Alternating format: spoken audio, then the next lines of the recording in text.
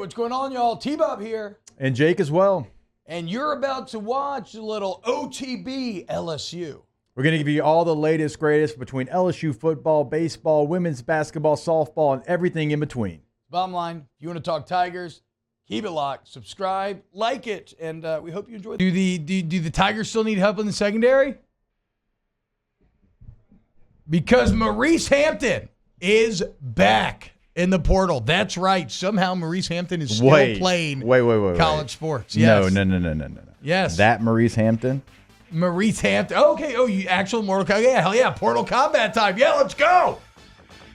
Maurice Hampton, who played on started a couple games for the 2019 National Championship Tigers, then transfers to Samford in the middle of baseball season to do baseball only.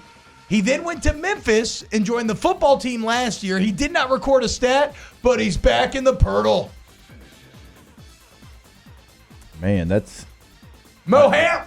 Baseball team needs help, dude. All jokes aside, man, that's a guy that I always kind of felt bad for because he turned down some money out of high school. Yeah, he turned down over $1 million. To play to go to the draft, play baseball for a living, and bet on himself, and gotta love betting on yourself, and it just did not work out for him. No, he is one of the cautionary tales for anybody that gets offered a big number out of high school to, about what choice do I need to make.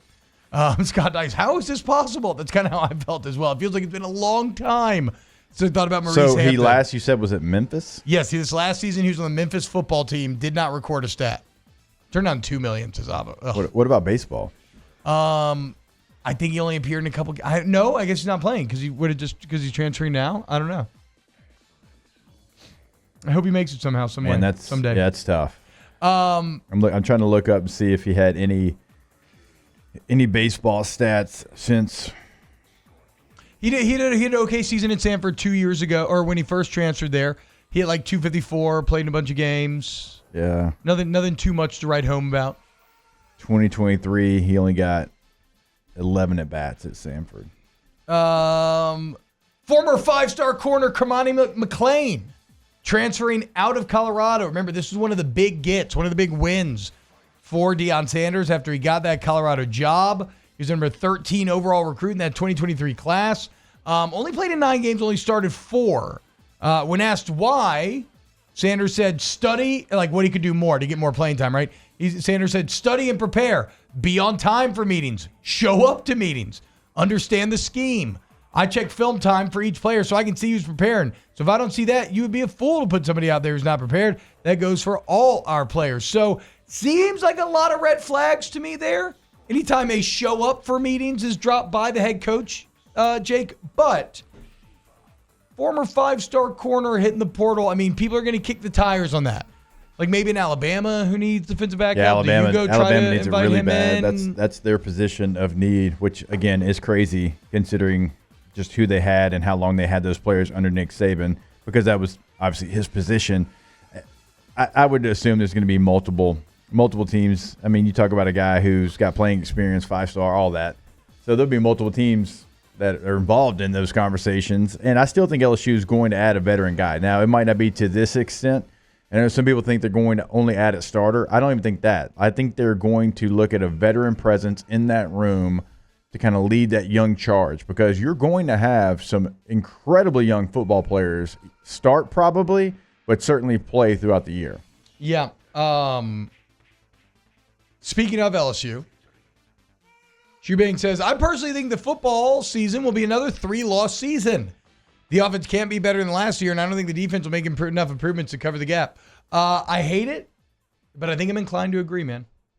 I think I'm inclined to agree. Like I said, I got LSU right on the outside looking in of that playoff, and that would dictate a 3-loss season. If you go 10-2 in the regular season in the SEC, I think you're in the playoff. Because you generally only have, 3 teams that are able to do that? Maybe 4, or maybe you get a 4th team in, a 3-loss team. But yeah, I kind of view more of the same for LSU for the same reason that Shoebang does.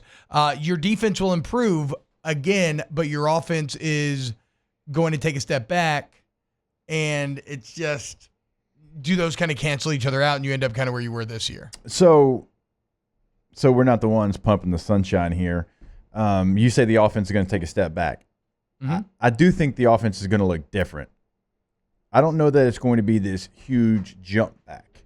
I do think it's going to be done in different ways. But so Roy Philpott, somebody that calls a ton of college football games for ESPN, talked to him yesterday, and he couldn't talk about the offense enough. And Garrett Nussmeier and some of the weapons. Dusty Dvorak, who covered the spring game for LSU, talked to him yesterday. Just could not stop talking about the offense and the weapons and different people, around Garrett Nussmeier. And then obviously Garrett Nussmeier himself. And so this isn't us saying that. This is people without me asking them, bringing up LSU's offense and what they think it can be. And they talked about Caleb Jackson. They talked about Kyron Lacey.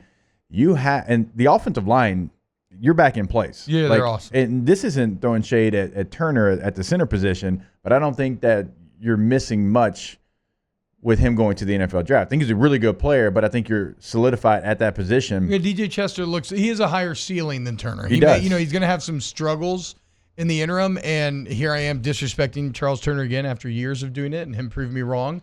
But no, DJ Chester looks like DJ Chester just has a super high NFL ceiling. Like, the kid's massive. He's really intelligent from everybody we talk to. And again, like I said, he looks so composed physically out there playing. So you have pieces in place, and you got all of your tight ends back. Now, you're replacing a Heisman Trophy winner and 2 first-round receivers. I understand that. But it's not to say that the offense can't get it done in different ways. And you have a very talented quarterback. You have talented receivers.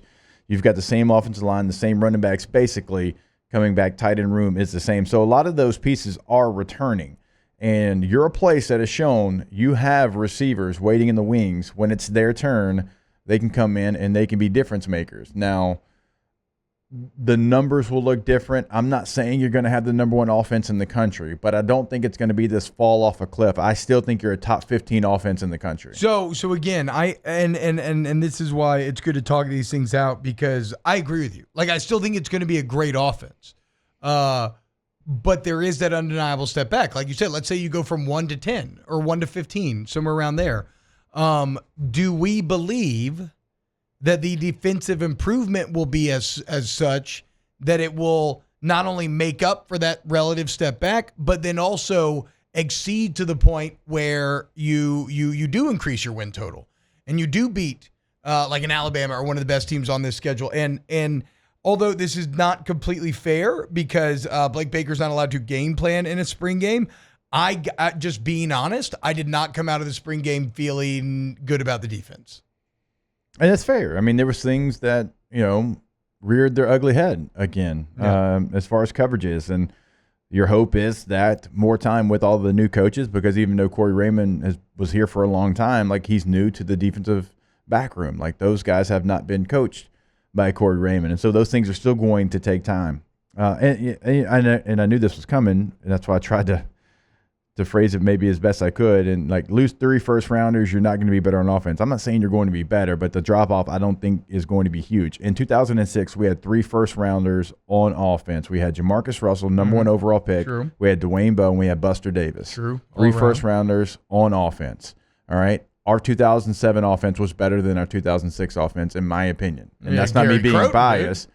I mean, I was fortunate enough to be the starting running back, leading rusher on both those teams. So there's no bias here. No, I just think you'll set the record 07 did for points per game. Yeah, and we didn't have the names. We didn't have the same names that we had. And I'm not saying that this is the case, but you can lose first-rounders, 3 first-rounders, and still be successful. It's just going to look a little bit different. Our 07 offense looked different than our 06 offense.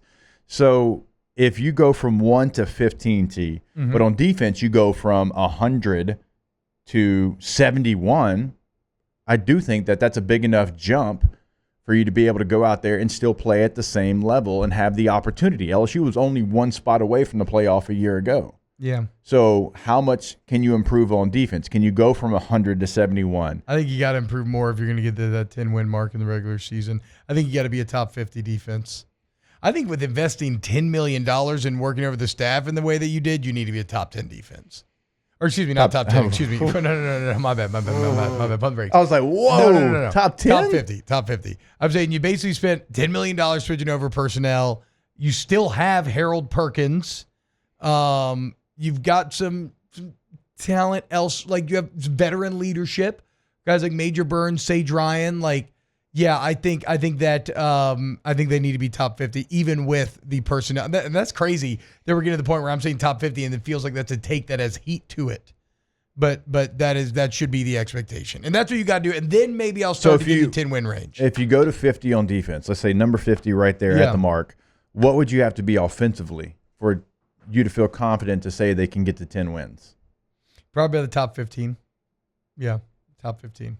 I think this offense, with the defense that you currently have, has to be in the top 15. Yeah, I would agree. And that's hard. That's not. No, you're not just going to roll the ball out and end up there. And I mean, look, we got to be honest, okay? You're working in new court. It's not just the first round picks. You're also working in new coordinators. Now, and the one time we saw them, they did awesome. But I mean, you lose a ton of experience in Mike Denbrock. And granted, Joe Sloan is not without experience, but it is more unproven. So there's question marks kind of abounding. But you know, in the same way it's unproven, it could go positive. Maybe he ends up even better. I don't know.